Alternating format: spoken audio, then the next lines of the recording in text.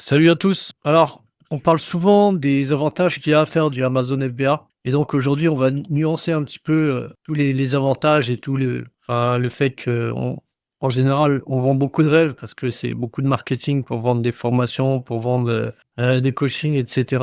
Il y a quand même des inconvénients à faire du business Amazon. Et je vais vous en donner, j'en ai choisi 10, j'aurais pu en faire un peu moins, un peu plus, peu importe. Mais voilà, j'en ai choisi 10. Donc le premier, c'est la dépendance totale à Amazon. Donc Amazon, quand on vend sur Amazon, souvent, soit on vend que sur cette plateforme, ou bien on fait une bonne partie de notre chiffre d'affaires sur Amazon. Donc, si on se fait bannir par Amazon, donc s'ils bloquent notre compte, s'ils nous ferment notre compte, on est un peu foutu, on est fichu. Et c'est pareil si ils nous interdisent un de nos produits, par exemple un produit phare, ça peut couler notre business. Donc on est très dépendant d'Amazon et ça, c'est pas terrible. Le deuxième inconvénient, c'est qu'il y a beaucoup de concurrence. Donc effectivement, il y a beaucoup d'acheteurs sur Amazon, il y a beaucoup de chiffre d'affaires, mais qui dit, marketplace populaire dit que, forcément, il y a beaucoup de concurrence, quoi, puisque tout le monde veut sa part du gâteau. Donc il y a beaucoup de vendeurs et notamment des vendeurs chinois qui font une certaine concurrence déloyale dans le sens où, ils ont moins de taxes à payer dans leur pays d'origine et ils ont besoin de moins de marge pour vivre de leur business. Donc la compétition, forte compétition, parfois, elle mène à la guerre des prix, donc c'est pas terrible à ce niveau-là. Un troisième inconvénient, c'est les délais de livraison. Donc souvent, on va commander en Chine notre marchandise, donc il y a le temps du trajet en bateau, en train. Bien sûr, on peut faire venir en avion, mais en général, si on fait venir en avion, on n'a plus de marge parce que c'est très cher l'avion. Donc déjà, le temps de production, parfois, il peut durer un mois, moins ou plus, ça dépend. Ça dépend des produits, ça dépend des usines. Et ensuite, il faut attendre encore 2 mois pour faire venir la marchandise en bateau. En gros, pendant 3 mois, vous avez votre trésorerie qui est immobilisée, vous avez pas de rentrée d'argent. Enfin, vous voyez, donc il faut bien gérer tout ça. Quatrième inconvénient, c'est que faut acheter du stock. Il faut acheter du stock, donc il y a quand même un investissement initial et c'est quelque part un risque comparé à d'autres business où vous allez pas avoir de stock ou des prestations de services ou bien où c'est que votre travail que vous vendez, le fruit de votre intellect, on va dire. Là, il faut quand même, investir dès le départ et on n'est pas à l'abri de faire un mauvais choix. Même si, en général, on peut quand même récupérer une partie de notre argent. Il y a plusieurs moyens. Si on fait un mauvais pari sur la réussite d'un produit et que ça marche pas, on peut quand même perdre des plumes. Alors ensuite, cinquième inconvénient, c'est certains produits ont des cycles éphémères. Donc, et je parle pas que des produits tendances. Certes, il y a des produits tendances qui ont vraiment un cycle assez court, mais même un bon produit, des fois, il va bien marcher pendant 1 an, 2 ans.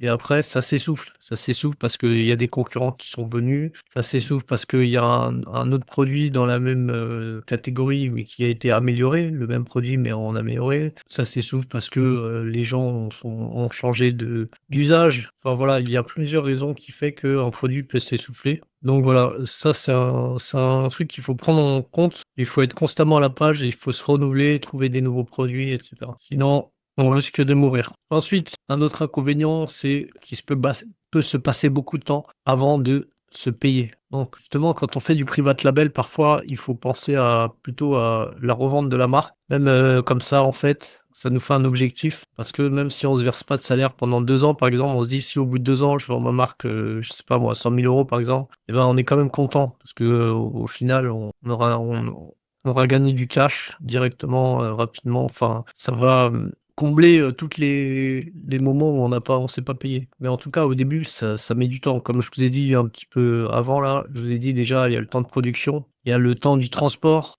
Donc après, faut le lancement, ça prend un peu de temps quand même pour qu'il y ait des ventes. Une fois qu'on fait des ventes, en général, si ça marche bien, eh ben, on doit racheter du stock, on doit racheter plus de stock. Et pour ça, qu'est-ce qu'on utilise? On utilise souvent les bénéfices, les premiers bénéfices qu'on a fait. Donc finalement, peut se passer vraiment beaucoup de temps avant qu'on se paye et encore je vous parle pas des premiers échecs parce que le 1er produit qui peut être un échec et cetera. Donc voilà, il peut se passer longtemps avant de vraiment, voir la couleur de l'argent sur Amazon. Ensuite, bien sûr, il y a tout ce qui est, les problèmes de la plateforme en elle-même, que ce soit des bugs, des erreurs et sur les listings, des erreurs, rouges là, des erreurs avec des codes, 8541 et compagnie là. Des, pertes de stock, ça peut être, Amazon qui perd votre stock. Des fois quand vous rapatriez la marchandise ou alors quand, vous ils la réceptionnent à plusieurs moments et quand c'est comme ça, bon, il y a de fortes chances qu'ils vous remboursent si vous montrez toutes les preuves comme quoi vous aviez bien envoyé la marchandise,